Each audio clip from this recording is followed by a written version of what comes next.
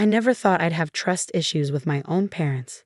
Growing up, they always taught me about honesty, integrity, and the importance of family. But standing in their kitchen that Tuesday afternoon, clutching my phone with shaking hands as I heard my mother's words through the window, I realized everything I believed about my family was a lie. Let me back up a bit. I'm Sarah Mitchell, 32, and until 6 months ago, I was living what most people would consider a successful life. Senior software developer at a major tech company, a comfortable apartment in the city, and enough savings to feel secure about my future. I'd worked hard for everything I had, putting myself through college with scholarships and part-time jobs, then climbing the corporate ladder one demanding project at a time. My parents, David and Marie Mitchell, were different. Dad had been a high school teacher, and Mom worked part-time at a local florist. They weren't poor, exactly, but they'd always struggled to make ends meet. Their modest ranch-style house, bought when I was a toddler, had seen better days. The roof leaked, the foundation needed work, and the ancient heating system barely made it through each winter. Every time I visited, Mom would point out something else that needed fixing. Look at that crack in the ceiling, Sarah. We really should get it checked, but you know how expensive contractors are. Or Dad would casually mention over dinner how the neighbors just got their house remodeled, and wouldn't it be nice to finally have a home they could be proud of? I tried to help where I could. Christmas gifts were always practical things they needed. A new water heater one year, repairs to their car the next. But it never seemed enough. The house was falling apart faster than I could patch it up. Then came the storm last winter. A massive thunderstorm ripped through our town, taking half their roof with it. The insurance would only cover a fraction of the repairs, and their savings were practically non-existent.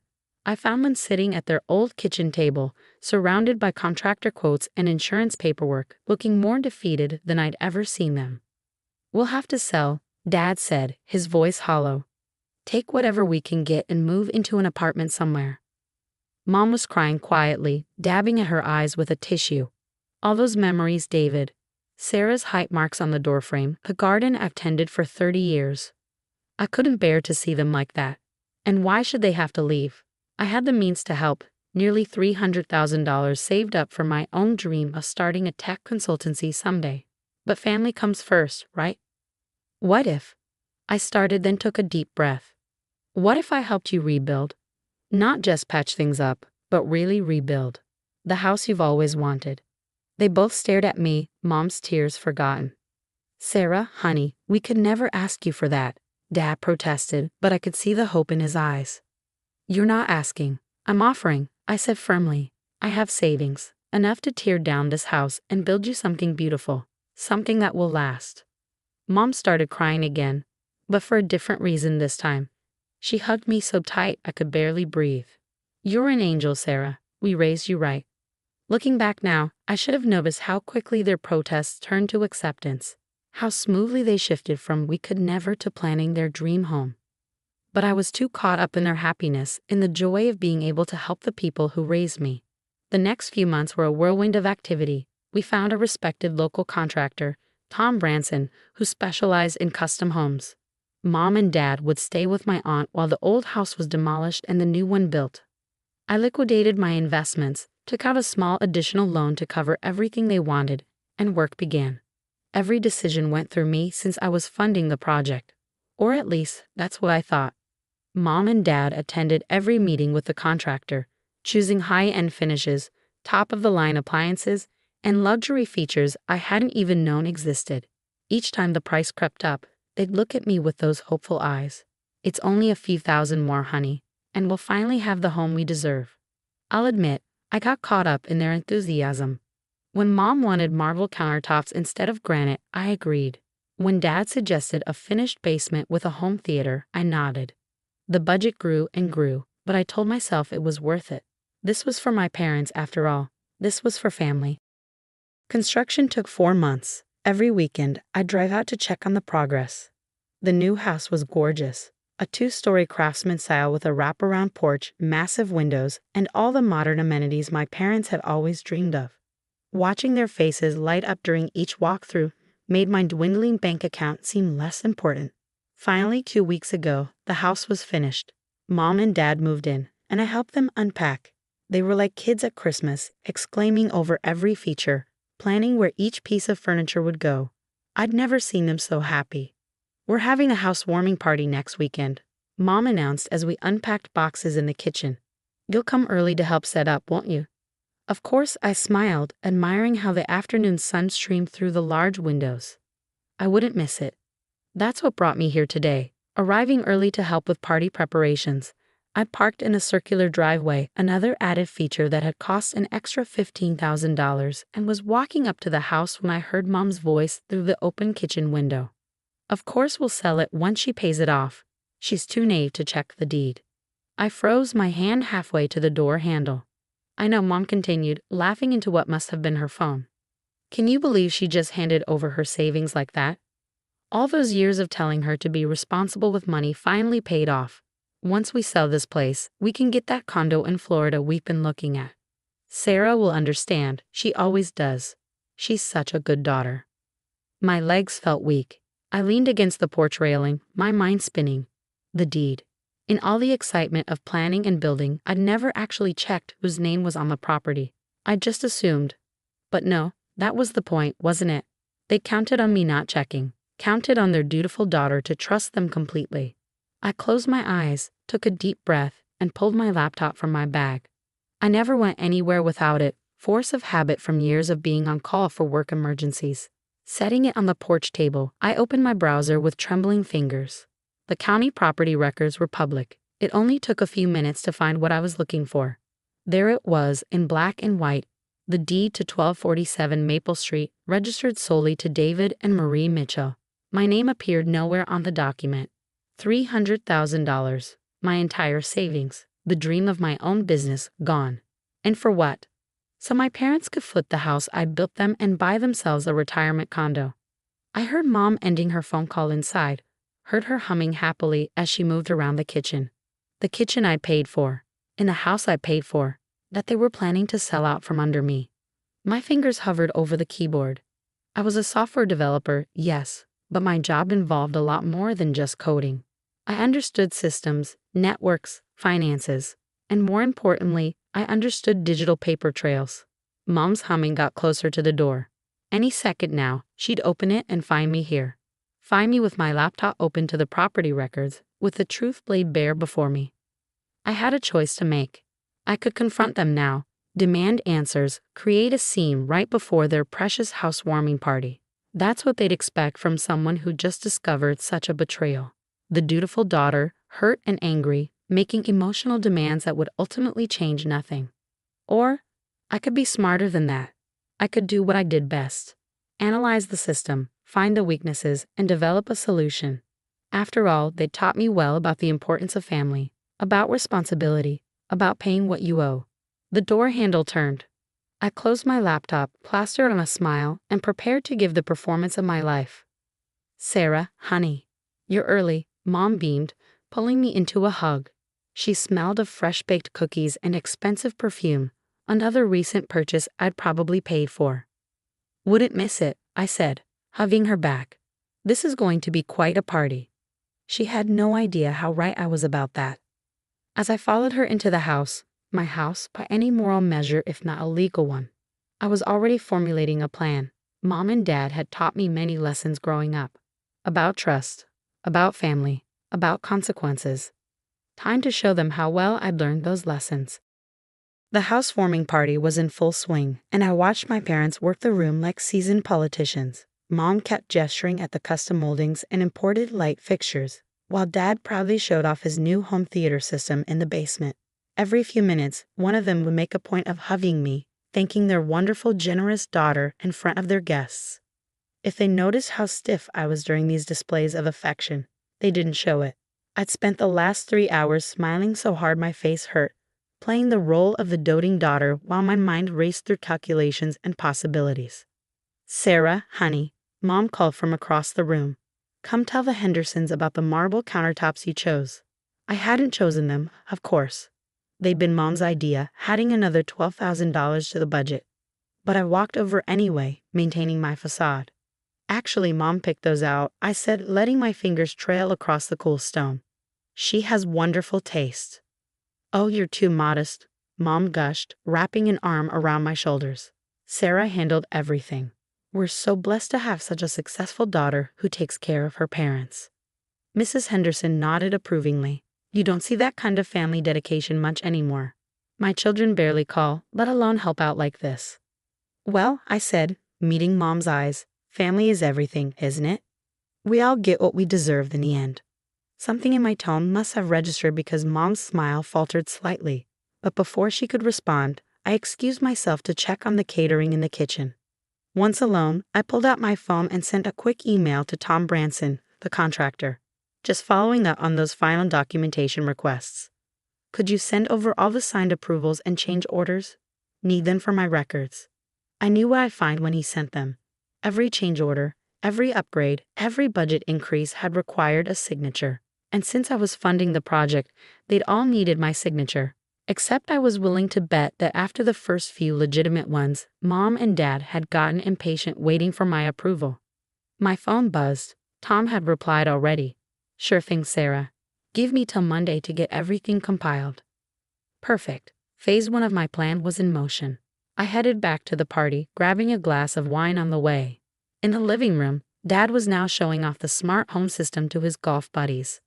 Watch this, he said, using his phone to dim the lights and lower the automated blinds. Top-of-the-line technology. Our Sarah made sure we got the best of everything. Must have cost a fortune, one of his friends commented. Dad waved his hand dismissively. Worth every penny. This is our forever home, after all. I nearly choked on my wine at that. Taking a deep breath, I pulled out my phone again and made another call, stepping onto the back patio for privacy. Harrison and Wallace Law Offices, a crisp voice answered. Yes, I'd like to schedule a consultation about property law and financial fraud. Preferably early next week. Of course. Would Tuesday at 9 a.m. work for you? Perfect, I said, watching through the window as my parents continued to show off my investment to their friends. And could you tell me what documentation I should bring? As the receptionist listed off requirements, I made mental notes.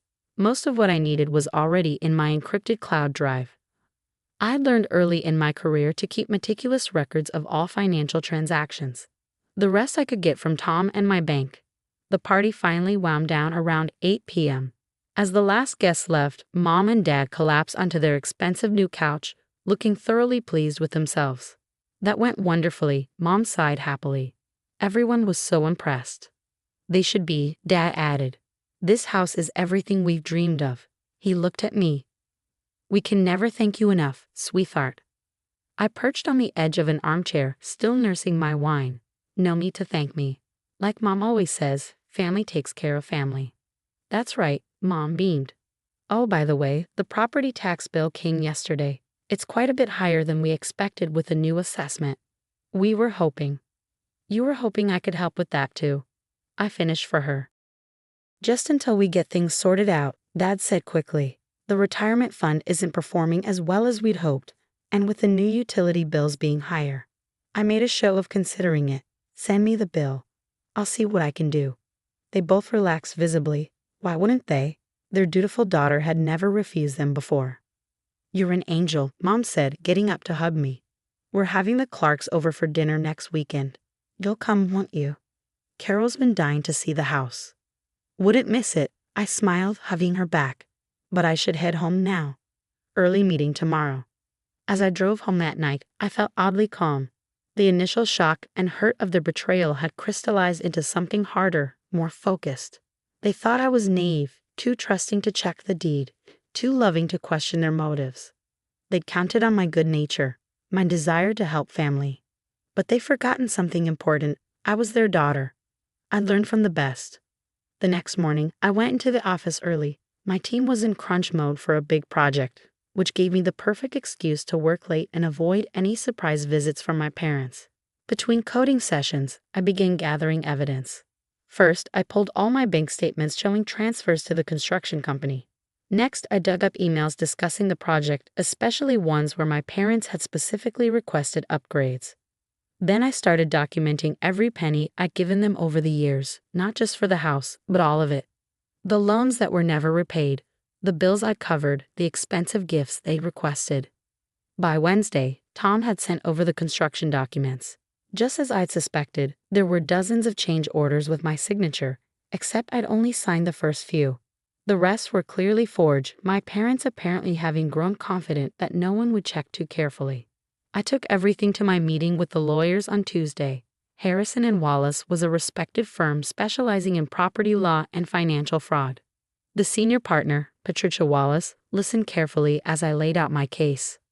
"Let me make sure I understand," she said when I finished. "You provided all the funding for this house construction, but the property is deeded solely to your parents. You have evidence they forged your signature on multiple documents, and you overheard them explicitly stating their intention to sell the property for their own benefit." "Yes," I said, "and I can prove every dollar came from my accounts." She nodded slowly. "We have a solid case here. The forgery alone is criminal fraud. Combined with the financial evidence and their stated intent to sell, we could potentially force a sale and recover your investment, possibly with damages." "That's not exactly what I want," I said carefully. "At least not yet. First, I want to secure my position. Make sure they can't sell or take out loans against the property without my knowledge." Patricia raised an eyebrow. "You have something specific in mind." I smiled. "They taught me that family takes care of family. I intend to take very good care of them." As I left the law office, my phone buzzed with a text from Mom. "Don't forget dinner with the Clarks on Saturday. Wear something nice. Carol's daughter just got engaged and I want you to see her ring.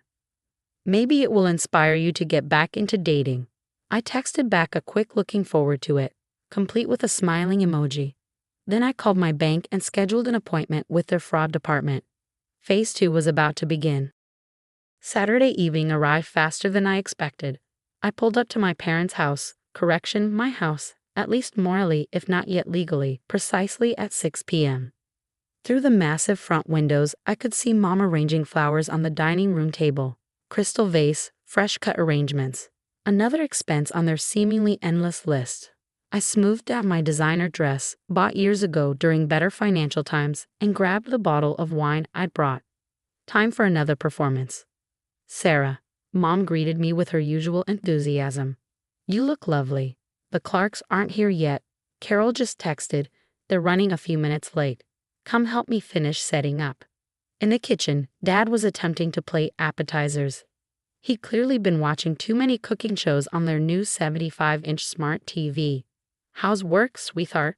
he asked, carefully arranging prosciutto-wrapped asparagus on a platter. "Busy," I replied, which was true enough.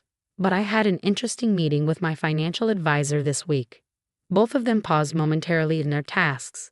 "Oh," Mom's voice was carefully neutral. She had some fascinating advice about property investments and tax strategies." I started arranging cheese on another platter, keeping my tone casual. "Did you know that in this state, there are specific laws about property title transfers and gift tax implications? Apparently, the IRS takes a special interest in large financial gifts between family members." The doorbell rang before either of them could respond, saved by the Clarks. The next 2 hours were an exercise in restraint as I watched my parents play host in a house I paid for. Carol Clark's daughter Emily showed off her engagement ring, a modest but pretty solitaire, while Mom made pointed comments about how I was married to my work. "But at least she's successful enough to help us build our dream home," Mom added, patting my hand. "Some children forget about their parents once they make money, but not our Sarah." I smiled tightly. Family obligations are so important, aren't they? Speaking of which, Dad, did you get a chance to look at those property tax documents I asked about? He coughed slightly. "Not yet, honey. Been too busy settling in." "No rush," I said sweetly. "I'm sure the county assessor's office will wait. For a while, anyway." After the Clarks left, I helped Mom clean up while Dad disappeared into his man cave in the basement. As we loaded the dishwasher, she turned to me. "You seem different lately, Sarah. Is everything okay?" I carefully placed a wine glass in the rack, just focused on work and financial planning. "It's important to protect our investments, don't you think?" She gave me an odd look but didn't pursue the topic. The next morning, I met with Patricia Wallace again. She had news. "The forensics team confirmed it," she said, sliding a report across her desk. "The signatures on those change orders were definitely forged, and we've documented every dollar you contributed. The question is, What do you want to do about it? I pulled out my own folder. I want to file a lien on the property. Immediately. And I want to do it in a way that doesn't alert them until it's too late. Patricia nodded approvingly. Smart. A mechanic's lien would be perfect. You provided the funds for construction, after all. They won't be able to sell or refinance without dealing with you first. How long will it take? We can file Monday. It'll be recorded by the end of the week. They won't know unless they specifically check the property records. I smiled. They won't. They never do. Over the next few days, things proceeded exactly as planned. The lien was filed quietly but officially. I continued my routine of occasional visits and family dinners, watching as my parents settled into their luxury lifestyle. They began inviting more people over, showing off their new home to anyone who would listen. Each time they'd praise their generous daughter, never suspecting that their generous daughter was quietly building a legal noose around their dream home. Then came the text I'd been waiting for. Honey, do you have time to stop by tomorrow? We need to discuss something important. I knew what this was about. I'd seen a certified letter from the county assessor's office in their mailbox yesterday. The new property tax assessment would be nearly triple what they'd paid on the old house. Of course, I replied. I can come by after work. That evening, I found them sitting at their expensive kitchen island, looking worried. Various papers were spread out before them. Sarah, sweetheart, Mom began, we're in a bit of a situation. The property taxes, well, they're much higher than we expected. And with the new utility bills, we were thinking, Dad cut in, maybe we should look at downsizing. This house might be more than we can handle. I kept my face carefully neutral. Downsizing, but this is your dream home. You said it was perfect. Well, yes, Mom said, fidgeting with her coffee cup, but we've had some interest from buyers already. The Henderson's son is looking for a property in this area, and when they saw the house at the party. You've been talking to buyers. I interrupted, letting a hint of surprise enter my voice. Just preliminarily, Dad assured me. Nothing serious yet. But if we sold, we could get something smaller, more manageable. And of course, we'd give you some of the profits to thank you for your help. Some of the profits, not all. Not even most. Just some. I took a deep breath. That's quite a decision. Have you looked into the legal aspects, the tax implications? Mom waved her hand dismissively. Oh, we'd handle all that. You've done more than enough already. I stood up, smoothing my skirt. Well, before you make any decisions, maybe you should check the property records, just to make sure everything's in order. What do you mean? Dad's voice had an edge to it. Oh, I said, heading for the door. Titles, liens, legal obligations. All those boring details you never bothered to read when you were forging my signature on the change orders. Dead silence behind me. What did you say? Mom's voice was barely a whisper. I turned back, smiling. Check the records, Mom. I think you'll find this house isn't as easy to sell as you thought. Call me when you do. I'm sure we'll have lots to discuss. As I walked out, I heard Dad scrambling for his laptop. They'd find a line soon enough, and then the real negotiations would begin. Phase 3 was complete. Time for the endgame. They tried to call me 17 times that night. I watched the notifications pop up on my phone as I sat in my apartment, sipping tea and reviewing the final documents Patricia had prepared. Each voicemail became progressively more panicked. Sarah, honey, we need to talk. Please call us back immediately. You don't understand. How could you do this to your own parents? That last one made me laugh out loud. How could I do this to them? The irony was almost too much. I waited until morning to respond, sending a simple text. My lawyer will be at your house at 2 p.m. She has some documents for you to review. Mom replied instantly. Lawyer? Sarah, we're family. We don't need lawyers. Check your email, I wrote back. I've sent over copies of all the forged change orders. We can discuss those with the lawyers present. No response to that one. At exactly 2 p.m., I pulled into their driveway behind Patricia's sleek BMW. My parents were waiting at the door, looking like they hadn't slept all night. Good. Before we go in, I said to Patricia, are all the documents ready? She patted her briefcase. Everything's prepared exactly as you requested. Inside, we all sat at the dining room table, The one with the hand-carved chairs that had cost an extra $8,000. Mom kept wringing her hands while Dad stared at the table's surface. "Let's begin," Patricia said, pulling out documents. "We have documented evidence of fraudulent signatures on construction documents, totaling $157,000 in unauthorized changes. We also have proof of Mrs. Mitchell's recorded intention to sell the property without compensating Sarah for her investment of $300,000. Additionally, we have the recorded deed showing deliberate exclusion of Sarah from the property title, despite her providing all funds." "We were going to pay her back," Mom interrupted weakly. "With what?" I asked quietly. "The money from selling my investment out from under me." Dad finally looked up. "We're your parents, Sarah. Everything we've done has been for family." "No," I corrected him. "Everything I've done has been for family. What you've done is fraud." Patricia laid up 2 sets of documents. "You have 2 options. Option 1, we proceed with criminal charges for the forgery and civil suits for the financial fraud. Option 2, you sign these papers." Mom's hand shook as she reached for the documents. Her face went pale as she read. "You want us to sign the house over to you?" she whispered. "Yes," I said calmly. "Complete title transfer. You can continue living here as my tenants. We'll draw up a proper lease. Rent will be fair market value, but I'll subtract what you owe me for the forgery before you have to start paying." But this is our house," Dad protested. "No," I corrected him again. "This is the house I paid for. The house you tried to steal from me. The house you were planning to sell for your retirement while leaving me with nothing." "We're your parents," Mom repeated, as if that explained everything. "Yes, you are. Which is why I'm offering you option 2 instead of pressing criminal charges. Sign the house over to me, agree to a formal lease, and we can all move forward. Refuse and I'll see you in court."